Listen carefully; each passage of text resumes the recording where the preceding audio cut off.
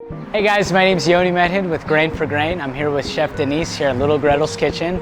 We're going to be showing you guys how to make keto peanut butter cookies. I started with 1 cup of peanut butter and 2 large eggs, which I mixed with 1/2 cup of Truvia blend sugar mix.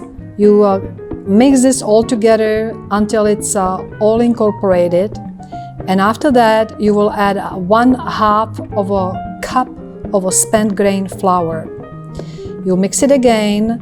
After all your ingredients are nicely put together, you use a spoon and you spoon cookies on a sheet with parchment paper and use fork to press them down. You can do any kind of design you want to do with a fork, and be creative. Use a chocolate chip like we did in our recipe, or flakes of coconut. Set your oven to 350 Fahrenheit. Bake your cookies for 10 to 15 minutes. All right, now we've got the final keto peanut butter cookie. Let's give it a shot. It smells delicious.